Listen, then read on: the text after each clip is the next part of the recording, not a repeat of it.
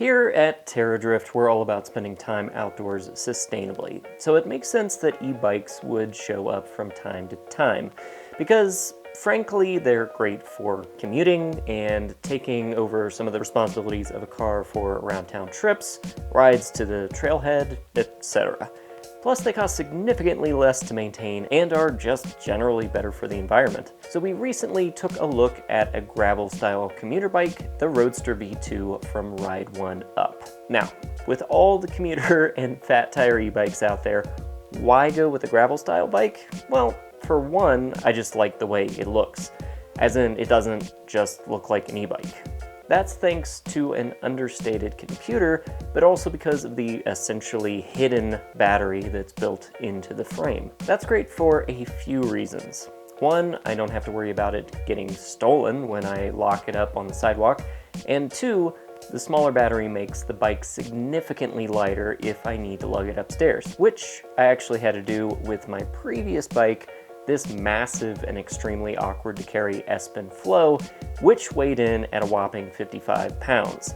The Roadster, on the other hand, only weighs 33 pounds. Now, the Flow, of course, had more range and power, but that wasn't what I needed for commuting the 4-mile round trip to my studio. But let's back up and start from the beginning, as in the minute the bike arrives on your doorstep, because you will have to assemble this thing if you don't want to shell out for a local shop to do it for you. Now, if you've ever assembled a bike, this process is going to look very familiar. It comes mostly assembled. You just have to attach the handlebar, wheel, and seat, and you're pretty much good to go. The bike, of course, comes with instructions, a charger, a nice set of Allen keys, a wrench, and even a Ride1Up beanie. While we've been pretty disappointed by the quality of assembly tools that have accompanied most of the e-bikes we've tested, including the recent rad power bike we reviewed, link in the description, these were actually worth keeping. Just something to note. The only issue I had during assembly was with the handlebars. Whoever ran the cables in the factory didn't do it quite right, so I had to remove the grip, take the brake lever off, untangle the lines, put everything back on. Not the end of the world, just a little annoying. Next, just plug it in to charge, and when the light turns from red to green, your battery is fully charged. It's worth noting that because the battery is more or less built into the frame, you're always going to need to charge the battery with the bike near the outlet. So people who live in an apartment and normally use a bike locker or store your bike in a shed without access to power, keep that in mind. But yeah, once assembled, this thing is super sleek and could easily pass as a normal non-powered bike. That's one of the things I really like about it, and I think it makes it a lot less of a target for would-be bike thieves. But let's talk components, because at roughly $1,100, which is pretty reasonable for a quality e-bike, I was a little afraid I'd find inferior parts, a result of the brand cutting costs to boost their bottom line. For instance, hydraulic disc brakes at this price point can suffer from leaks and have to be bled frequently so they don't end up squishy and lose their stopping power. But that's not the case with the Roadster V2. Ride1Up used cables instead of hydraulics, and while cables don't have as much straight-up stopping power, they will be infinitely more reliable at this price. One thing that seemed a little extravagant for this bike was the metal pedals. I was worried that if they used cheap metal pedals instead of high-quality plastic ones, they wouldn't last as long, and sure enough, the right pedals started clicking pretty soon after I started testing, which probably means a bearing problem. They didn't spin easily right out of the box either, which could also just be the type of grease the brand used on them. Either way, I would swap the pedals out for something a bit better if you ride a lot. Now let's get to the elephant in the room, the gearing. Yes, it's a fixie, and yes, it has a belt instead of a chain. This is something I was actually happy to see because it means less maintenance. I don't have to grease a chain or worry about jumpy shifting on a cheap chain ring. It does come with a downside in terms of e-bike efficiency though. See, with a 21 or whatever speed e-bike, you can keep your bike on the lowest power setting, shift to the easiest gear, and still make it uphill. But with a fixie, on steeper inclines, The only thing you can do is adjust the power. So on steeper climbs, I had to bump the power all the way up to 5. It has 5 power settings, by the way, 0 being essentially off. And side note, if you're pushing the bike, you can hold the minus button for an assisted push. Basically, with a gear setup like this, you're practically guaranteed to still get a workout when you ride.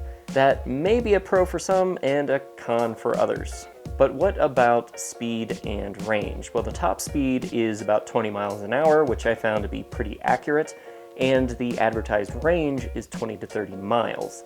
And if you've watched any number of e-bike videos, you know that this is usually the big gotcha.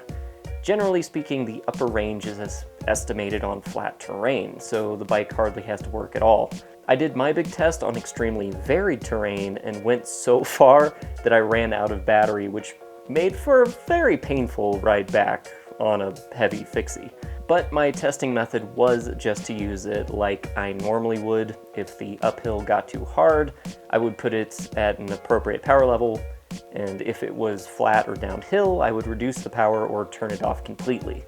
Honestly, on flat terrain, it made for a relatively easy ride even without power.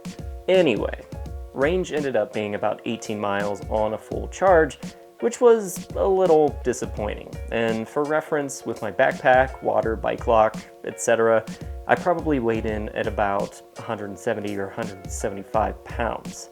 Now, does that range matter for my personal purposes? Well, not in the slightest. Not only does that cover that 4-mile round trip 4 times over, but I could easily plug the bike in once I got to my studio. And if I really wanted to stretch that range, I could always be a little more careful about how much power I was using.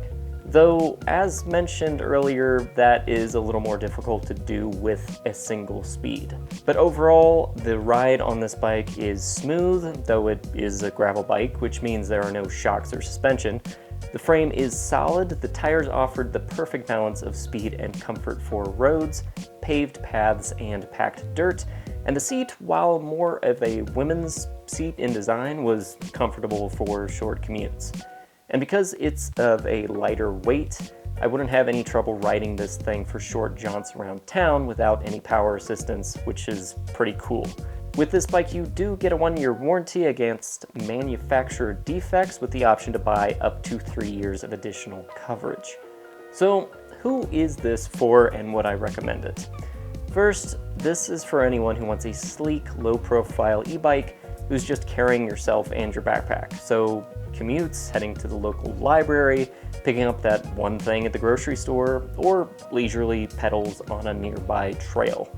You can add panniers to this thing, but with the lack of gears and a lower power rear hub motor, I think you'd be better off with a beefier bike if you were looking for something to, say, pick up a full load of groceries. Kind of like the Rad City 5 we just tested.